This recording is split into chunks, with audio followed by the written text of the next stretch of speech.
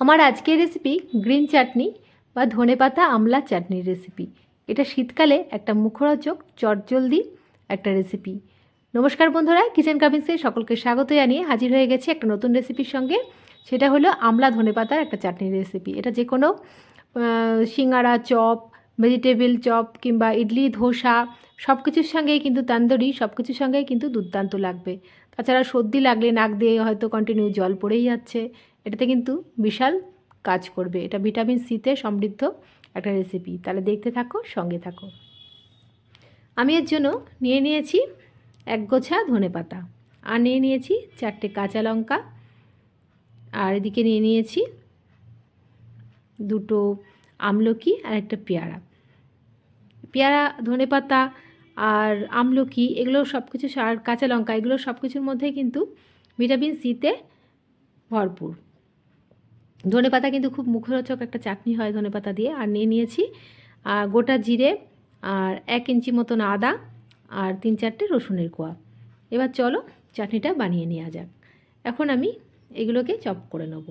প্রথমেই আমি এই ধনেপাতাগুলোকে ধুয়ে পরিষ্কার করে নিয়েছি, জল ঝরিয়ে নিয়েছি। এখন একটা চাকুর সাহায্যে আমি এগুলোকে কেটে নিচ্ছি, কুচিয়ে কুচিয়ে একদম কেটে নিচ্ছি জিরি করে। এটা ধনেপাতার চাটনি কিন্তু গরম ভাতের সঙ্গেও দুর্দান্ত লাগে খেতে। মা পিসিমার আমল থেকে চলে আসছে। গরম ভাতে কালো জিরে, কাঁচা লঙ্কা, রসুন দিয়ে কিন্তু ধনেপাতা চাটনি করলেও খারাপ লাগে না খেতে শুধু। আর এইভাবে যদি আমলকি, পেয়ারা, কাঁচা লঙ্কা সব কিছু দিয়ে করা যায়, তাহলে তো আর কথাই হবে না। একদম বলতে বলতে যেন জিভে জল চলে আসছে।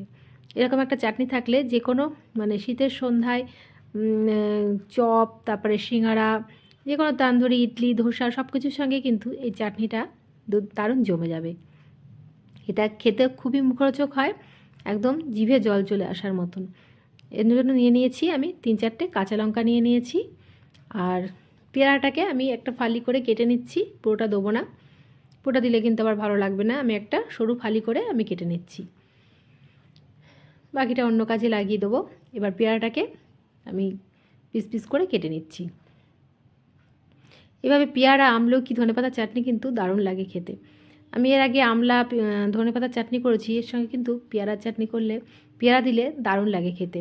রাস্তায় যে স্ট্রিটে যেই ইয়েগুলো, পাকোড়াগুলো পাওয়া যায়, মুগ ডাল কিংবা মটর ডালের যে পাকোড়াগুলো, তার সঙ্গে কিন্তু এই চাটনিটা দারুণ লাগে খেতে। তাদের কাছে কিন্তু এই চাটনিটা অ্যাভেলেবেল থাকে। দেখো পেয়ারাগুলোকে আমি কেটে নিয়েছি পিস পিস করে। এবার আমি আমলকিগুলোকেও কেটে নেব। ধনেপাতা নিয়ে নিয়েছি, কাঁচা লঙ্কা, আর দিয়ে দিলাম পেয়ারা। এখন আমি আমলকিগুলোকেও সুন্দর করে কেটে নিচ্ছি। আমলকি তো ভিটামিন সিতে সমৃদ্ধ। আমলকির অনেক রেসিপি আমি অলরেডি আপলোড করে দিয়েছি আমার চ্যানেলে। চ্যবনপ্রাশ থেকে আমলা চা, তারপরে আমলা চাটনি, আমলার আমলকির যে ডাস্টটা হয় সেটাও আমি কিন্তু আপলোড করেছি, তোমরা দেখে নিতে পারো আমার চ্যানেলে। আর তাছাড়া আমলা তেলও আমি কিন্তু আপলোড করেছি।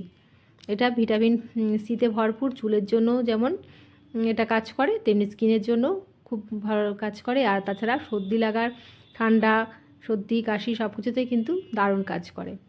দেখো আমি কথা বলতে বলতে সবগুলোই কিন্তু আমি কেটে নিয়েছি।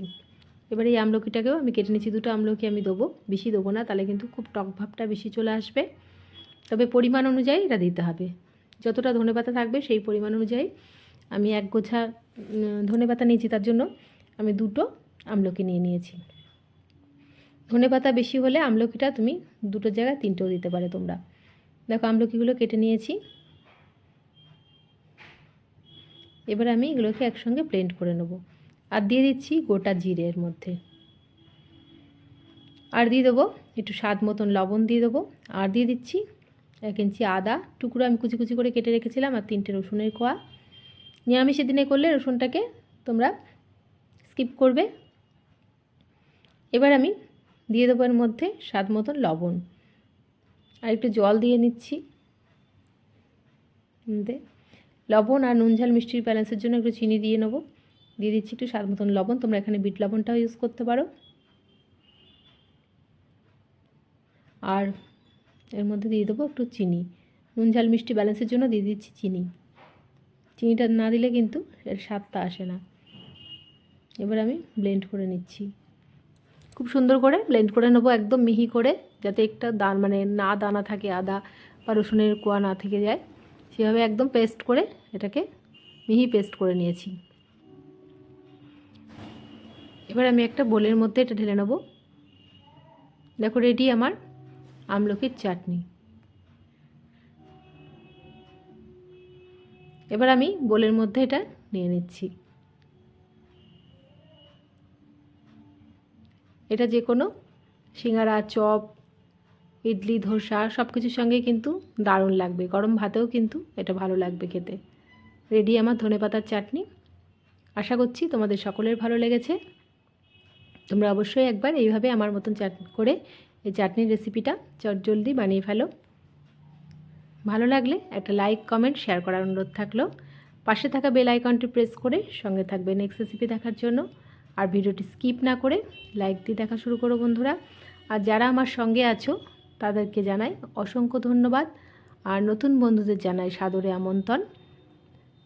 নেক্সট রেসিপির আমন্ত্রণ জানিয়ে এখানেই বিদায় নিলাম। ভালো থাকবে, সুস্থ থাকবে, ধন্যবাদ।